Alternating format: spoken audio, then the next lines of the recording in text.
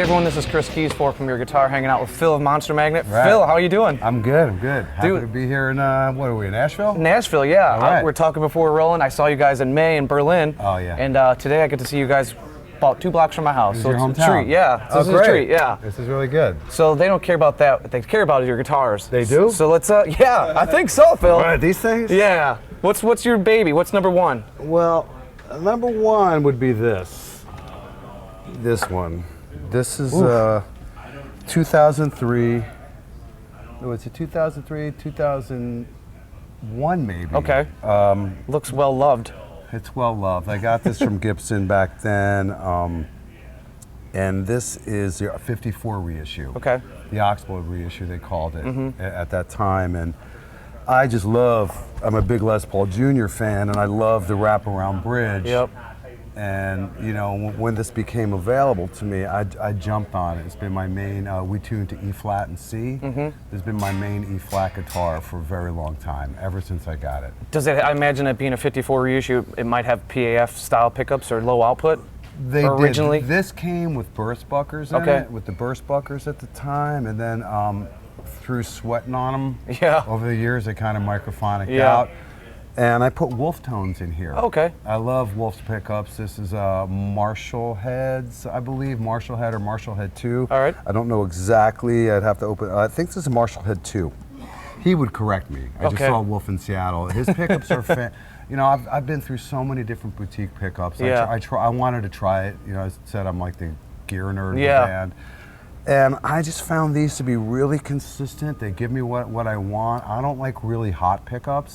They always kind of like, I don't know, the amps are hot enough. Yeah, you know, and I heard it for a second. And I think you get more tone out of the guitar with a pickup that doesn't have that crazy high output on it. But there's so many great pickups out there now. You can't go wrong with a lot of these guys. And you're always trying new stuff? Or are you kind of set on these Wolves? I'm kind of set on these right now. I've been set on these for a good almost 10 years. Wow, yeah. Yeah, you know, almost 10, because like I start swapping stuff out, and honestly, maybe because I'm deaf, I can't hear the difference. Yeah. So, and a lot of times when I swap stuff out, I always go back to what I liked in the first place. Yeah. I think a lot of people do that. You know, I really haven't got anything that's just like, oh wow, that's got to be in my guitar. Yeah. You know. And I think, and I'm a believer that the guitar itself has way more to do with what those pickups are doing. You know, the piece of wood, how the guitar is constructed. You know, you can put just about, you know, this thing just acoustically sounds awesome to me. So I can put whatever I want in here, the guitar is still going to sound good. It's going to scream. Yeah, so I love this guitar. It's well worn. This has been all over the world with me. Do you record with this? Like, so Mindfucker was... Yeah, Mindfucker is a lot of this guitar, and I have a... got a few Les Paul Juniors and some other SGs at home, SG Juniors, like some 50s guitars. All right, P90s in that, I imagine? P90s, and I recently got a gold top conversion, so it was an early 50s gold top converted to 57 specs. Oh, makes it a little more playable. I'll show you the photos of that. Cool. And that's a lot, that's on the record a lot too. Cool. And this guitar... When you pull up the next one, tell us what strings you're using. I know you got Dunlop, but what gauge? Dunlop and Ernie Balls. Okay. The Dunlops are 11 to 50. Okay. And the Ernie Balls are 11 to 48, I believe. Is that just could balance out between the two tunings? Yeah. Okay. Yeah. And on the heavy tunings, it's all Dunlop. But this would be for the C guitar. This is a guitar that's been around for a long time. This is a 70s. Standard sandwich body, you know, and again, this has had a DiMarzio PAF Pro in it for years. And sometimes people get a little finicky with 70s Gibsons because the Norland, and people, you're on board with it. You love it. I'm like, if a guitar is good, guitar's good. Yeah. I don't care if it's you can get hung up. I don't know. It's like, you know, of course, I like the 50s and 60s stuff. Yeah. There's no denying that. I like the custom shop stuff a lot. It sounds great, but I got this guitar years ago at this local guitar shop in Long Branch, New Jersey. It was called Guitar Emporium. I had a guitar that was stolen once. I walked into the shop, I played this, I walked out with it. And this guitar has been on every Monster Magnet record since Dopes. Wow. Dave used this guitar in Dopes to Infinity. Damn. I wasn't in the band yet, but he used a lot of my gear on that record. Wow. And a lot of my Marshalls, and this guitar was the guitar he used to tune down to C a lot. And this has 13s to 60, I believe. Okay. I go pretty heavy. Yeah. I like heavier strings. Yeah. You like to fight for those bends. I do. And there's something about it. There's something about a little bit of fight. And this guitar also, with the PAF Pro, again, talking about pickups, DiMarzio and Duncan have been doing the pickup thing a long time. They might know something. Yeah, they got it kind of figured out. Yeah, and I really love the early, the PAF Pro has a certain mid-range that I can't find on anything else, and so for tuning down to C, I found this to be my favorite pickup in it. This guitar has had original PAFs in it, everything, like back before this stuff was really hot and really expensive. I had all that stuff. I put this thing in it, and it sounded better to me. That's all that matters, right? Yeah, that's all that matters. Cool, let's keep going down the line. Okay, and then we have, so that's for C, and this is my other E flat guitar. I got this from Gibson a few years back. Beautiful, I love the color. Yeah, so this is, I wanted an SG in the early 60s kind of vibe without all the stuff on it, with just the tune-o-matic and stop tailpiece. And I was talking to the guys at the custom shop, and they said, well, we'll build you one. And then I came up with the idea. I said, well, let's do it in a unique color from that time period. So this was a Firebird color. Yeah. And so this is Gold Mist Poly.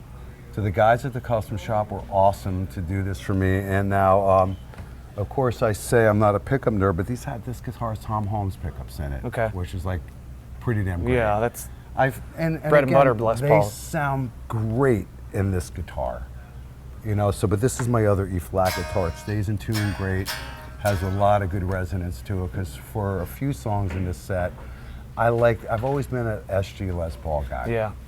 So for, Garrett and I switch back and forth. If he's on a Les Paul, I'll go to an SG. If I'm on a Les Paul, he'll go to an SG. It's like, you know what, like Alice Cooper used to do it, Glenn Buxton, there's a certain sound between Pauls and SGs, and we geek out on all that stuff, what guitars work really good together. Cool. And then you got Dave's guitar over here. Garrett, this one. This is the most unique guitar in the house. Look at that. The pickup's caving in.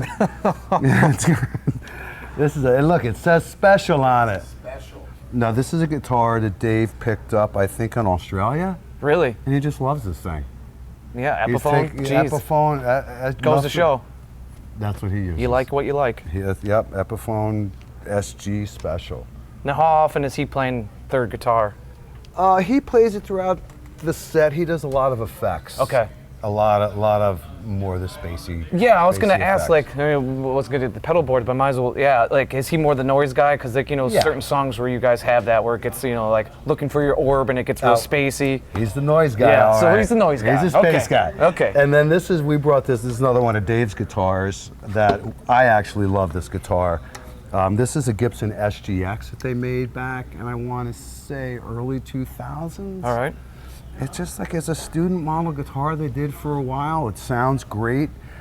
I had one, I still have it in my studio at home, and Dave wanted one, so he picked out this chocolate brown one, and then we call it the Brown Bomber. What's the Brown Bomber got a switch on for? That's just a coil tap that I don't think we ever use. Okay. I'm brain dead. I'll be like, what's it sound like? I don't know. I just didn't know if it had like an onboard boost for some destructive forces and fuzz. No, and it's got the stock pickup in it. The thing sounds cool. Cool. Yeah. So we have this strung up to C for if Garrett and I bust strings, we'll break that baby out. Cool. And you got your big old stack here, rock and roll. This is my stack. So what we have here, this is a late 90s Plexi reissue that's been modded to be one of those. So JMP. Okay. A JMP 100-watt master model. Do you know what they did to just literally mimic that, or is there anything they did to internally that you know of? By Amtech in New Jersey is Matt Wells. He's Okay. very well-known Amtech in the Northeast, and I let Matt do what he Does his magic. Yes, he's been through so many amps, has worked for so many different people. He's one of those guys that just, he's pretty much worked with the band since Dopes. Okay. No, since Super Judge, because Wow. Super Judge, Matt was a tech at Magic Shop. Okay. The Magic Shop Magnet recorded those records. It's all the way back to like Dinosaur Vacuum and shit. Yeah. Matt was around for like I wasn't in the band then, but Dave was using a lot of my gear. I had a busted wah pedal, and Matt was there to fix it. And then it turns out he's like an amp guy, and I've been using him ever since. So when I got this head, I wanted to stop bringing some of my J&Ps out on the road, because I love the master model J&P, and now they're getting finicky, I bet. You know, we had a thing going on with Marshall, and they didn't have a master volume model at the time, so I had Matt mod this to have it, and all it is the same kind of master that's in that. Everything else is stock on it. What do you like about master volume amps versus, you know, just the old school? The gain. Yeah. And to me, it's like, it's kind of what I grew up with. Yeah. You know, and a lot of these guys get really carried away with the plexi this, plexi that, no master, no master. I grew up listening to, like, you know, Thin Lizzy. Yeah. Mid-70s, AC/DC, you know, a lot of those bands were using these kind of amps live. Mm-hmm. They may not have used them in the studio, I don't know it that well, but I like to get the distortion from the amp, and to get it out of a non-master head, I got to turn it up so damn much that I'll be drowning everyone out. Yeah. You know, and I just always liked it. I always liked the master. And the cabinets are actually Metropolis cabinets. Oh, George makes great amps. Yeah, George great clones, yeah. Yeah, so these are his, what does he call them?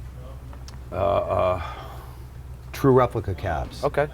So the top cabinet has the Celestian, this has the 75 watt creambacks in it, the G12H creambacks, and the bottom cabinet has just the regular Heritage G12H, is the 30 watt. Okay. I like the 30 watt vintage, speakers a lot. Not vintage 30, okay, but just the 12 of that. And that has the 55 hertz speakers. What do you like about the two working together, the two cabs and the two speaker configurations? Basically, I've had one in the studio for a while. Okay. I do like having cabs with different speakers in them for the studio. Okay. Live, I play so goddamn loud, I don't know the difference. I heard one of your texts just do a line check a little bit. Completely honest with you. I could feel it but my body. I keep this one on top because it tends to be a little darker than that one. And this one will rip my head off a little bit if this is up here. But they both, I could go with a half stack and be done with it, you know, and not really care. Yeah. I love playing with a half stack as well. Cool. And I imagine that's Dave's? That's Dave's rig right here. The little Fender combo? He's using, this is a twin reissue, blackface reissue, and Dave comes into the Mr. Echo. All right. The Sib Mr. Echo. Then he goes into TC Electronics flashback, into a good old carbon copy. And now are these just for vocals? No, these are for guitar effects. Okay. And so a lot of it, and then they loop in and out of each other, and he manipulates the whole thing. Yeah, I was going to say, so he's doing that on stage rather than having to crouch down. Okay. This is all the space. This is like the space rock stuff here, and you will hear it later. I can't wait. That's what I'm here for. Pretty freaking nuts. Speaking of pedals, let's talk about your pedal board. My pedal board's right here. All right, Phil. It's my favorite time. Let's hear it. The pedal time? Yeah, but first let's just hear amp. All right, so this is the amp straight up. Rock and roll. Rock and roll sound, classic rock, you know.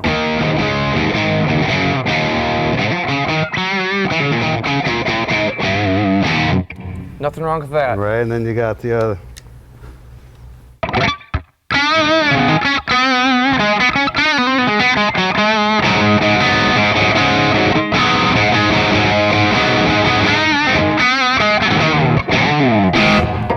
All right, first question I'm going to have for you, Dopes to Infinity. What were you using here in the pedals? On pedal-wise, that's on the C guitar. Pedal-wise, I'm using this. Really? That's Analog Man's Silver Modded Tube Screamer. Oh, okay. Mike is one of my favorite, always been my favorite. Yeah, he makes great stuff. Been my favorite in the pedal game. I met Mike before the internet. He was handing out a flyer. at a New York guitar show, like, I can mod your tube. You know, it was right when tube screamers were being reissued.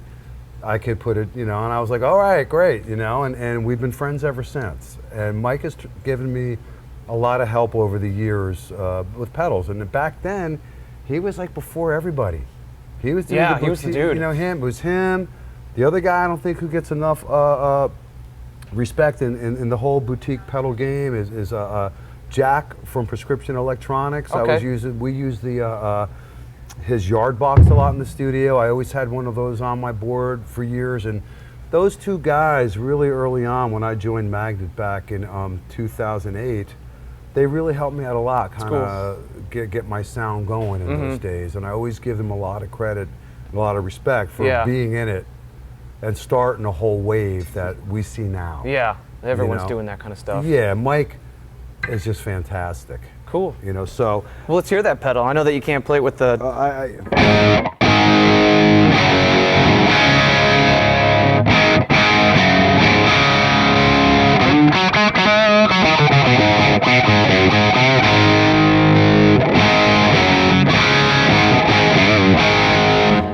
I just always like tube screamers. To me, they don't really do all that much, but they kind of suck everything in a little bit for me when I want it, when I go to leads. Yeah. If I want to tighten up my rhythms, if I want it like sloshier, I stay off of it. If I want to tighten things up, like it doesn't do that much of a volume boost, you know?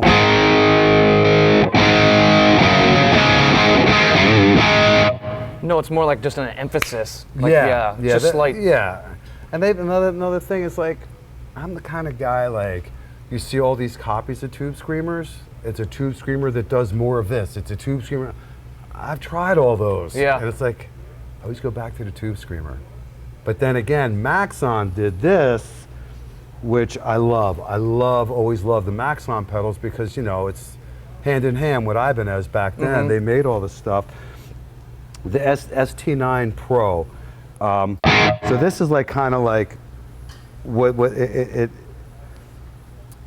I don't know exactly what the hell it does because I'm brain dead, but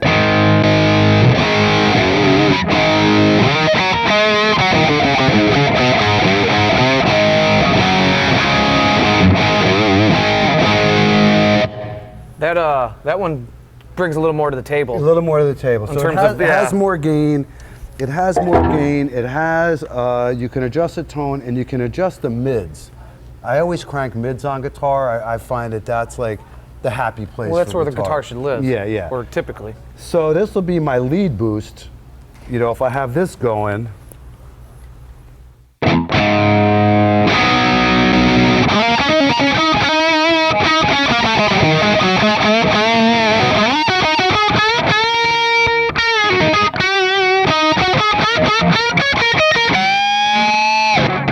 You know what I mean? It'll just, I always explain it, and Kevin Ballenbach from Godlike is a good friend of mine. It just adds a density that I look for, that weight. You know, use it a lot in the studio. Always density is a good word for that. Yeah, that it's density perfect. And then the other one that Mike hit me to is this Bad Bob boost. Like, I just fell in love with it, that even off.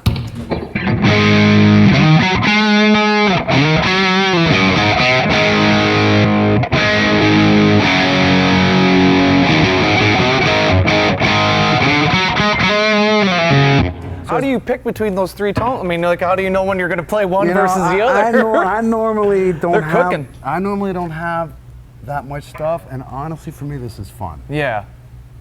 Like, guitars playing's fun? You're supposed to have fun? We're just like, you know, hey, you know what? I feel like using this on this song tonight. Cool. You know what I mean? Like, I don't get too locked into anything. I'm always swapping stuff out. And the other gem here that I just picked up from George, and you know, you guys should know about this, is it's his new Super Boost. This fucking thing.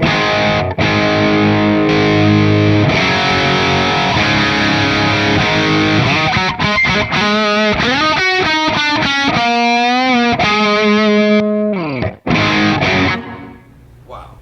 That's not bad. I mean, George Metropolis knows what he's doing. You know, you find your way to find all these guys that know what you're doing. And so, you're making friends with the right people. Yeah.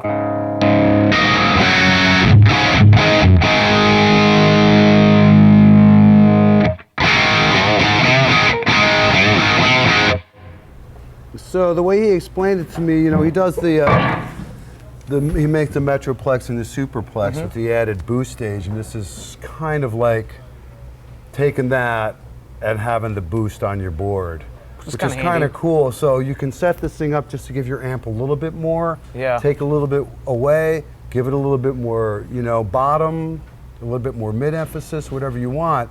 It's like an extension of the Marshall. Gotcha. Which I like. And you know, what I love about George's stuff, all of his amps really retain that big amp thing and the heart of a Marshall. Yeah. You know what I mean? He never really got a, you know, there's so many people went to that smaller lunchbox thing. Yeah, and he staged. He's like, I don't do that. Flint, Michigan, dude. Come on, man. Bigger the better. But that thing just sounds great to me. Now, are these okay? I guess then I gang pedals a lot, you know. Yeah.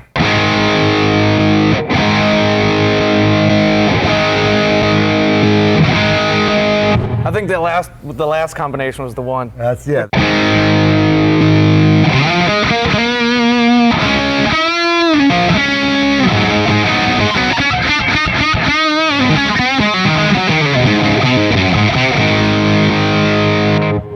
Right, and then we have over here, I love the kicked back wah thing. And that's Bronson style? Yep, the Daredevil atomic cock.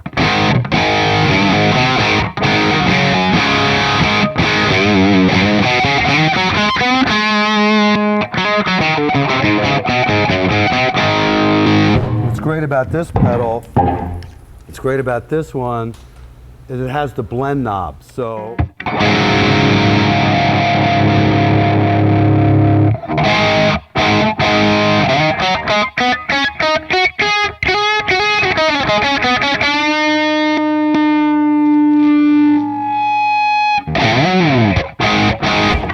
So I actually talked to Johnny about making it in a smaller format. Oh, even smaller than that? No. Oh, because the original one was big. Bigger, yeah. Yeah, that's so version 2. This is great for the board. You know, I use that for leads just to cut through some stuff. Yeah. And you know, just to cut through. So when Dave's got that thing on, we need something that's going to cut through that. That's like the fog of war right there. And then I love that. Fuzz pedal wise, I'm always swapping my fuzzes on tour, but the last couple of shows I've been using this. Once again, Mike's Sunbender. Mark IV Sunbender. Then this I've been using, the Logan Square Destroyer. It's more of a silicone-based fuzz. Yeah, I was going to ask what kind of, like, where do you fall yourself? Are you like silicone, germanium? I go back and forth. Yeah. I'm like whatever I feel like using that day. Yeah. And I like this one a lot. David Main from Damn. Differential Audio Manifestations in the UK. Dave's a big fan of ours, and his pedals are just phenomenal. And the Super B is more like a tone bender with a little more low end. Okay. And sometimes I feel like when I switch to this, when I go back and forth to this one,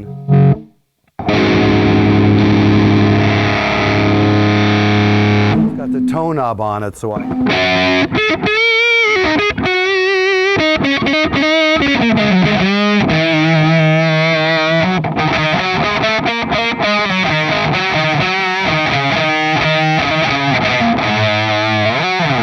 Do you ever mess with fuzz faces much? You get, you know, into those?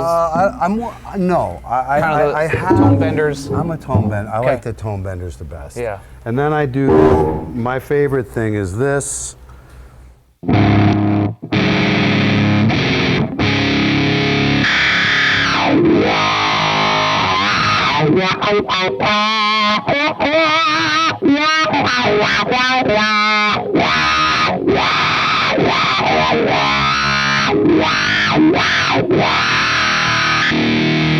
To get that Stooges vibe. Yeah.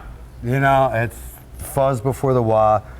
That's an older Jeffrey Teese Wizard wah, which is ever since I plugged that wah in, they've been That's my the wah. one, huh? Yeah, I like it. You know, it has enough throw. It has a little bit more growl to it. I love that. And then I go in, so everything will go into the Mr. Echo. Okay. Which is an amazing.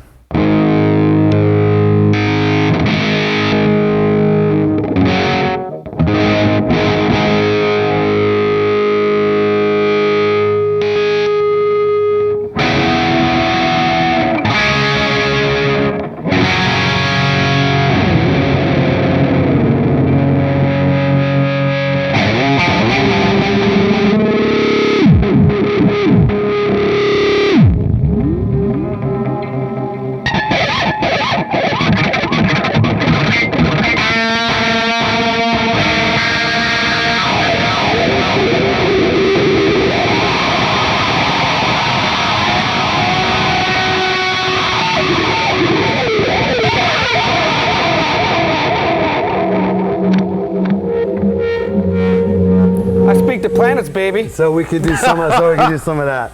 So I use the Mr. Echo like Dave uses for more of the crazy stuff. Yeah.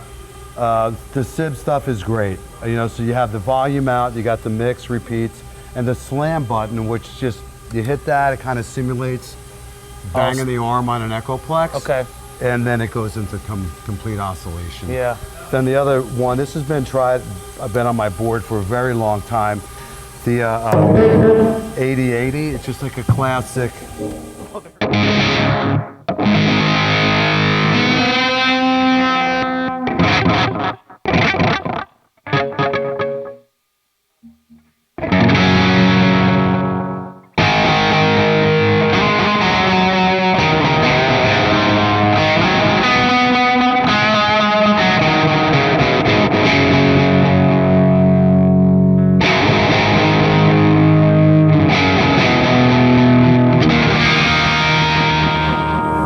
Sounding. Yeah, it sounds so good. And then... Yeah, that's the only pedal I'm not really familiar with. The Spring Chicken. Yeah, reverb.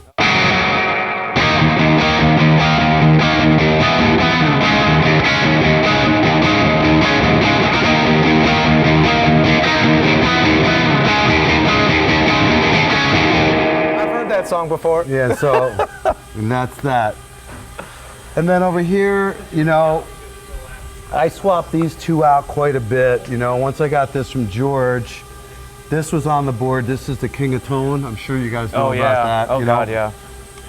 What Mike did with this pedal, I don't know what he did, but it's a classic. You guys know what this is. I had Mike sign it a while ago, and cool. I love it. And that's really the rundown on the pedals. Man, killer. And is that, I guess the fuzz is kind of what people hear when it's, you know, whether it's Dopes to Infinity or anything else like Spine to God or Spine to God. I go for the fuzz. Okay. And then the other Space thing, Lord and shit like that. Yeah. And then I do a lot of this stuff.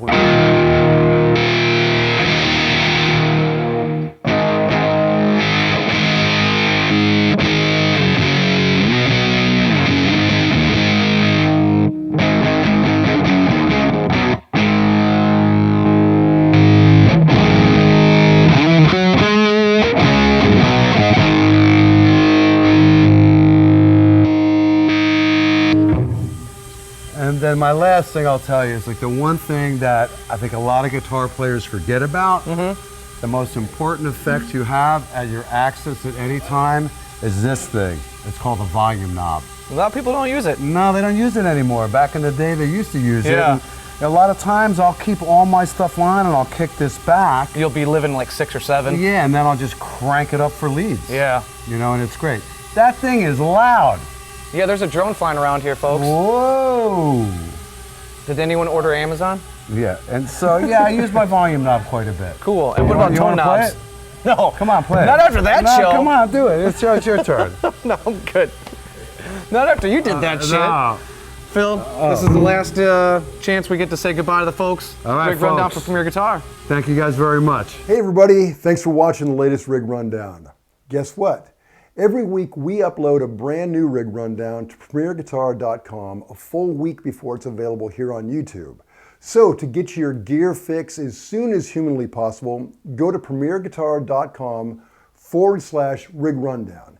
And while you're there, be sure to sign up to get an email notification so you're the first to know as soon as each week's new Rig Rundown is available. Cheers, see you soon.